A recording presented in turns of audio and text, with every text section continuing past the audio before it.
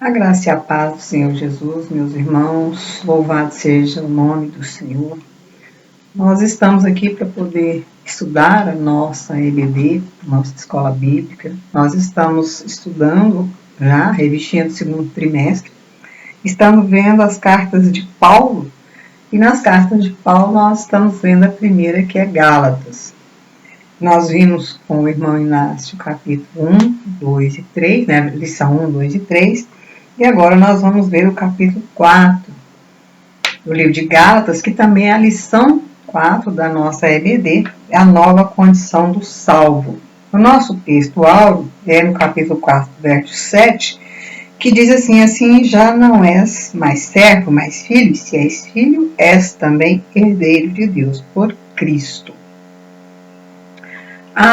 No início do capítulo 4, Paulo diz que o Evangelho isenta-nos da lei. Vamos dar uma retrospectivazinha rapidinho, que naquela época existia, na lei, de uma forma geral, havia três tipos de lei. A lei cerimonial, a lei civil e a lei moral. Então, a lei cerimonial eram os rituais, né, os ritos que se fazia, sacrifícios e etc. A lei civil era aquela, por exemplo, de irmão poder casar com o irmão, filho com a mãe, divisão de propriedades, animais, então multas e essas outras coisas. E tinha a lei moral, né? Essa lei moral, a lei cerimonial, Jesus cumpriu por nós. A lei civil, inclusive, muitas das nossas leis são baseadas no Torá, chegaram até nós, lógico, também com outros códigos que foram acrescentados, a lei romana, por exemplo, e a lei moral, que esta cabe a nós continuá-la. Mas nós não vamos entrar nos detalhes. O que Paulo está dizendo é que o Evangelho isenta-nos da lei. Por quê? Porque a lei foi uma forma pedagógica de Deus para poder conduzir o povo a Cristo.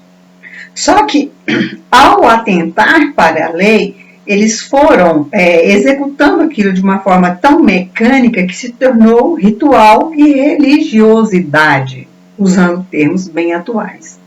Então, bastava ser religioso, executar os rituais e estava tudo bem, não precisava de mais nada.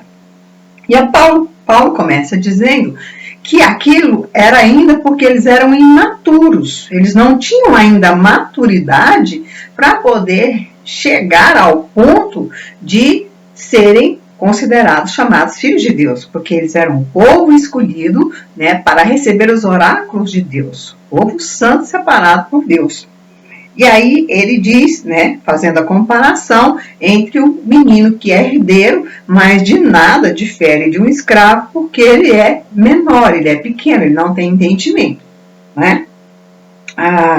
E ele diz isso no verso 3, assim também nós, quando éramos meninos, estávamos reduzidos à servidão debaixo dos primeiros rudimentos do mundo. Então, vivíamos debaixo daquela lei, vivíamos debaixo daquele jugo, né, como crianças. E muito interessante no verso 4, que eu gosto muito, que ele diz assim: mas vindo à plenitude dos tempos, Deus enviou seu Filho, nascido de mulher, nascido sob a lei, para remir os que estavam debaixo da lei, a fim de recebermos a adoção de filhos.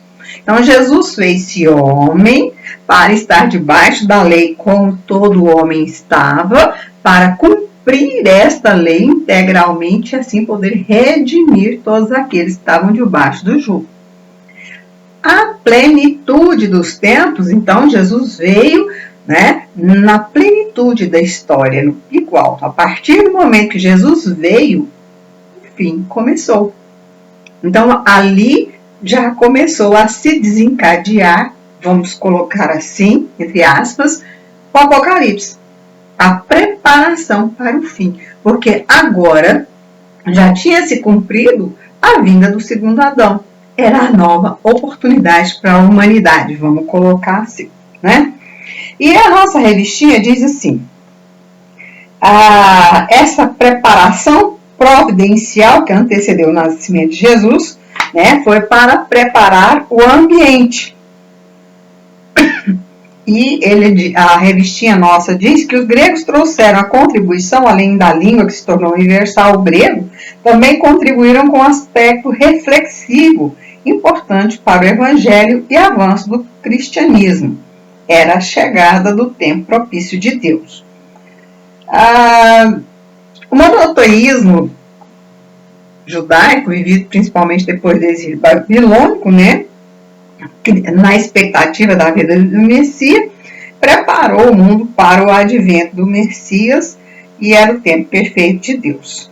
Então, tudo contribuiu, as estradas romanas, as conquistas e tal. Mas, assim, essa questão de os gregos contribuírem na reflexão, mais ou menos, porque lá no livro de Eclesiastes, a Bíblia já nos incentiva a refletir, nos induz à reflexão sobre tudo o que acontece na vida. A alegria, a tristeza, a morte, a natureza, né? Então, a gente não precisava esperar os gregos para ensinar o povo judeu a reflexão, porque Deus já tinha ensinado através do Eclesiástico de Salomão, né? Mas isso aí é uma outra história e a gente não vai entrar nesses pormenores, vamos colocar assim. Então, depois de tudo arrumado no tempo certo, veio Jesus. Esse plenitude do tempo, quer dizer, o que é pleno? Quer dizer, está no auge, no momento mais importante. Muitos acham que apenas como um teatro se preparou o palco para a chegada do Messias. Também. Mas essa plenitude dos tempos, quer dizer, no auge, no momento em que o mundo estava no seu apogeu. Né? A filosofia grega crescendo, refletindo, o poderio romano crescendo como nunca, né? E se você for estudar a história, você vai perceber que o Império Romano estava se alastrando e usando as religiões, usando de vários artifícios para poder dominar o povo, não apenas militarmente, né? Mas filosoficamente. Se você for estudar lá a carta aos Coríntios anterior, quando o general romano reconstruiu a cidade de Corinto, então, por quê? Porque eles pegaram a cultura, né, grega, a filosofia grega, os seus deuses, e assim dominavam mais facilmente aquela cultura, aquele povo que eles tinham tomado. Mas isso é só uma parte para a gente se situar um pouco, né? E a partir do 6, verso 6, ele diz assim: porque sois filhos, Deus enviou ao nosso coração o Espírito de seu Filho que clama Abba, Pai. Alguns dizem que esse Abba, Pai é a junção de duas palavras, uma hebraica, né, aramaica, e outra grega, né? Porque o grego é que foi difundido naquela época, a língua grega, por causa dessa impressão toda que os romanos ficaram com os gregos. Mas a gente também não vai entrar muito nessa questão. Mas o importante é que a partir da vinda de Jesus Cristo, antes Deus era o Senhor distante. Tanto é que quando se entrava no Santo dos Santos, o sacerdote, ele tinha que estar bem preparado, porque senão o pá morria. Então amarrava-se, né, uma corda no corpo dele e aqueles sininhos na roupa dele para poder estar ouvindo ele mexer. Se deu 2 horas, ele não fez barulho, podia arrastar que ele estava morto, porque se ele tivesse algum pecado, alguma mancha, estava lascado. Uma outra coisa também que denotava isso, o animal tinha que ser sem manchas, né? Então, sempre essa distância de Deus. Deus era real, mas havia essa distância, não havia essa interligação. Eventualmente, o Espírito Santo vinha sobre um profeta ou outro, né? E era usado para poder falar com o povo de Deus. E Jesus veio justamente para tirar aquela ponte, aquele vácuo que existia entre o povo e Deus, né? Que a única forma de chegar era através de sacrifícios. Lembrando que o pecado gera morte, então por que tinha que haver morte, tinha que haver sacrifício? Por causa do pecado. E era a forma de, vamos dizer assim, agradar a divindade para que a divindade não destruísse todo mundo. Isso aos olhos dos homens. Mas aos olhos de Deus era uma forma de ensinar o povo a se preparar para receber o Messias. Porque o povo tinha que ser ensinado. Lembra? Saíram do Egito com o espírito de escravos. No caminho se tornaram guerreiros, depois cidadãos e por aí vai.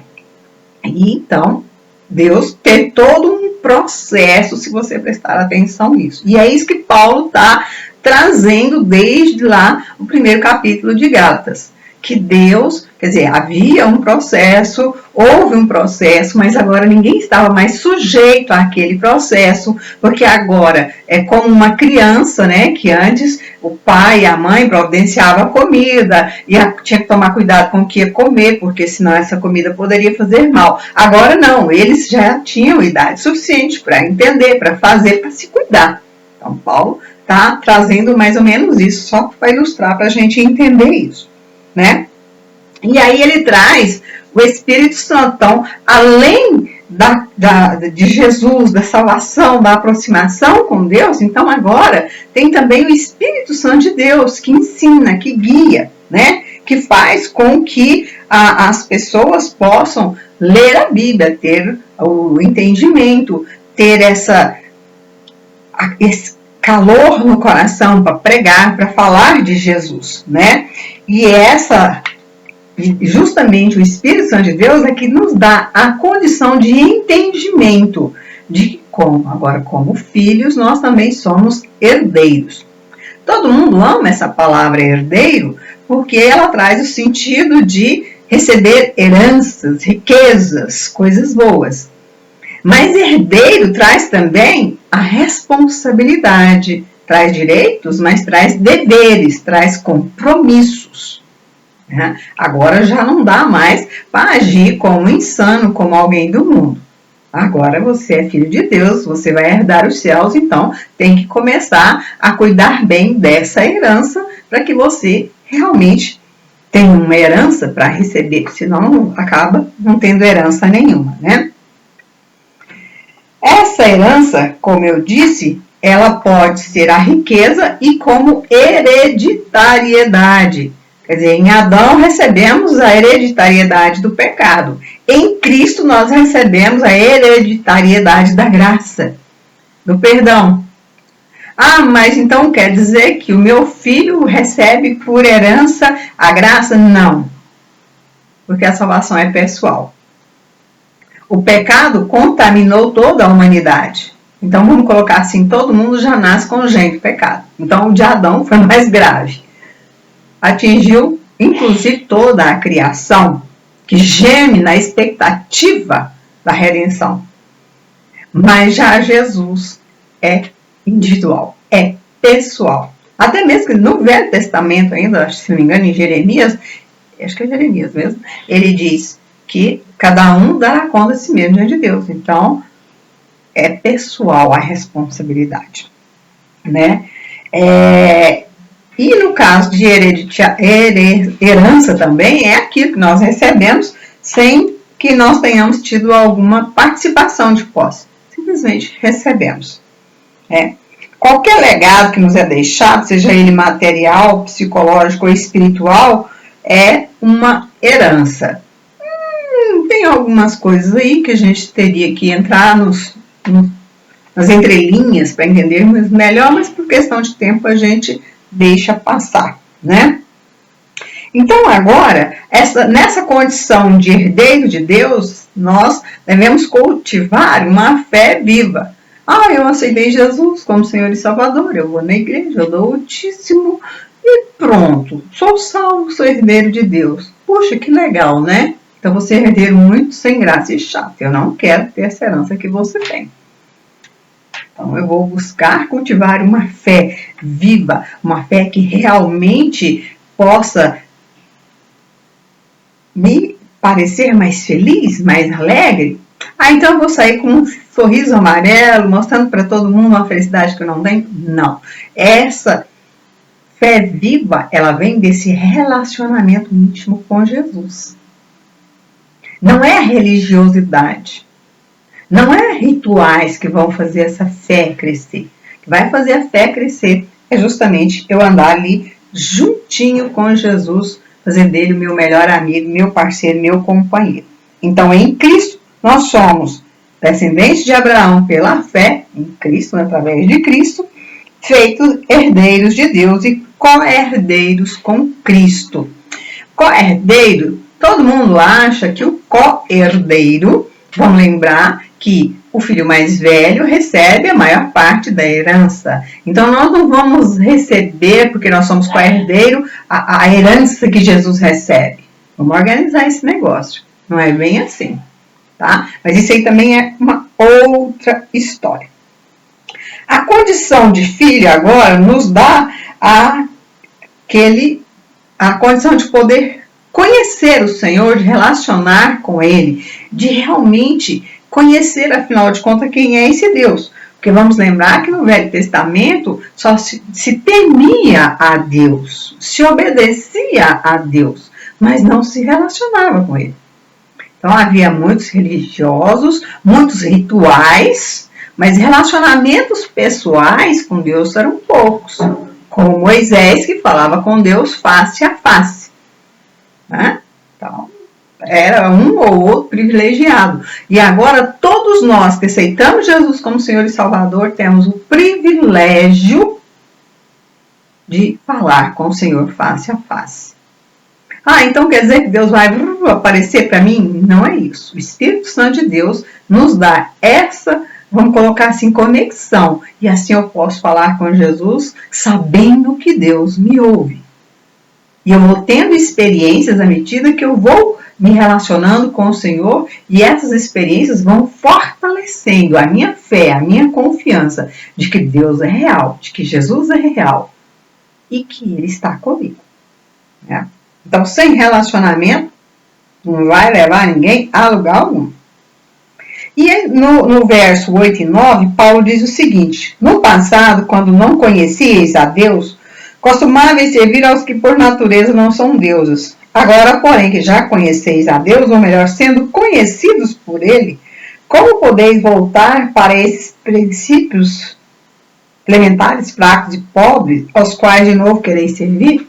Então, vamos lembrar, apesar que acho que a gente vai falar um pouco mais sobre isso no capítulo 5, mas havia aqueles que estavam infiltrados no meio da igreja, né, da Galácia. Lembrando que a Gálatas não era uma cidade ou um lugar só, mas era tipo um estado que havia muita cidade, então era a região da Galácia, né? Então, tinha aqueles que falavam que para poder aceitar Jesus, depois que aceitar Jesus, a pessoa primeiro tinha que se tornar judeu, para depois ele ser um bom cristão. Outros já diziam que além de se tornar judeu, ele tinha que cumprir os rituais, então ele tinha que se circuncidar para poder aceitar Jesus, cumprir todos os regulamentos da lei, que era um cristianismo legalizado. O outro já dizia que eu aceitei Jesus, então eu não tenho que cumprir nada. Eu estou livre, eu posso pecar e eu vou lá e peço perdão e está tudo certo, porque Deus passa o pano. Uma hora Deus vai deixar de passar o pano e querer fazer uma limpeza geral. Também é uma outra história, né? E a linha coerente, certa, que é aquilo que Paulo tinha ensinado, que era o cristianismo verdadeiro, aonde eu vou praticar as boas obras, eu sou transformado por Jesus, quando eu aceito Jesus como Senhor e Salvador, e aquilo que eu faço porque fui salvo, não para ser salvo. Então, Paulo está separando aí. Minha neta chegou para mim hoje e falou: vó, eu preciso conversar com você. Eu falei: então vamos conversar. E ela disse: espera aí que eu tenho que me organizar aqui para falar isso. Então é isso que Paulo está falando para eles. Espera aí, vamos organizar. Tem gente dizendo que para poder aceitar Jesus para viver o evangelho, você tem que ser judeu. Outro está falando que você tem que cumprir a lei. Outro está falando que você não tem que cumprir nada, que basta pedir perdão e Jesus te aceita do jeito que você é e pronto, acabou. Mas não é nada disso. Quando você aceita Jesus, Jesus vai te transformar. Então, o evangelho é salvador, mas ele é transformador. E não adianta viver de rituais e religiosidade. E é isso que Paulo está dizendo. Saiam da religiosidade. Vamos para a graça. Então, a graça isenta-nos daqueles rituais, daquela religiosidade que é o farisaísmo, que é a hipocrisia.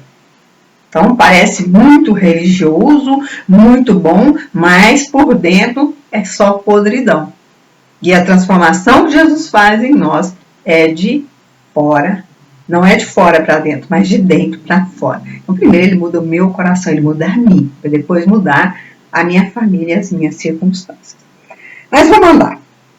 E essa condição de filho é resultado do cumprimento de uma verdadeira e inequívoca promessa. E aí ele faz a comparação a Abraão, né, que teve 2 filhos, um da escrava e outro da livre. Então, vocês se lembram que depois de Sara dar o piti para mandar Agar embora, Deus diz para Abraão que manda embora a escrava e seu filho, porque eles não podem herdar junto com o filho da promessa. E aí Paulo diz: nós somos filhos da livre, nós somos filhos da promessa. Nós não somos filhos da escravidão para permanecer escravos, escravos de rituais, de religiosidade, de julgo, ou escravos de pessoas, de pensamentos que não nos levam a Deus realmente. Nós somos filhos da Jerusalém celestial, que é de cima, que é livre. Então, mesmo que o nosso corpo esteja preso, a nossa alma é livre. Nosso espírito é livre, nosso coração é livre. Nós podemos cultuar ao Senhor aonde nós estivermos. Nós nos congregamos, por quê? Para nos apoiarmos e adorarmos ao Senhor. Mas isso não é condição sine qua non para salvação. Tem uma diferença. E eu não estou dizendo aqui que você não precisa ir na igreja, não é isso que eu estou dizendo. Eu estou dizendo que ir na igreja não é o que vai te salvar. Você vai na igreja porque você foi salvo. Certo? E encerrando, ele diz sobre essas pessoas que estavam pregando, e principalmente quando Paulo chegava lá, eles tentavam mostrar que eles estavam cuidando muito bem do rebanho, que eles tinham muito zelo pelo rebanho, né? E quando Paulo chegava e falava a verdade, então muita gente não gostava. Não, eles são tão bons, eles nos tratam tão bem, eles zelam tanto da gente, nos ensinando a forma certa de andar, às vezes até ministrando as necessidades, né, emocionais ou materiais, não se sabe. E aí, então, as pessoas achavam que Paulo estava com ciúmes ou implicando com essas outras pessoas.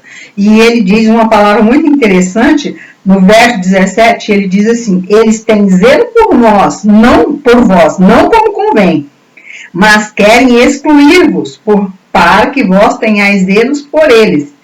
É bom ser zeloso, mas sempre do bem, e não somente quando estou presente convosco. E assim, ele desmascara. Então, são bonzinhos, parece que realmente querem cuidar de vocês, mas na realidade eles querem, fazer de vocês presa deles. Né? E aí, ele faz a exemplificação que eu acabei de falar, que os filhos da livre. Agora é que somos nós, descendentes de Abraão por Sara, não por Agar a escrava, né? E no verso 27 diz assim, porque está escrito, alegra-te, estéril, que não dás a luz, esforça-te e clama, tu que não estás de parto, porque os filhos das solitárias são mais do que os da que têm marido. Mas nós, irmãos, somos filhos da promessa, como Isaque. Mas como então aquele que era gerado segundo a carne perseguiu o que era segundo o Espírito, assim é também agora. Mas, que diz a Escritura, lança fora a escrava e seu filho, porque de modo algum o filho da escrava herdará com o filho da livre.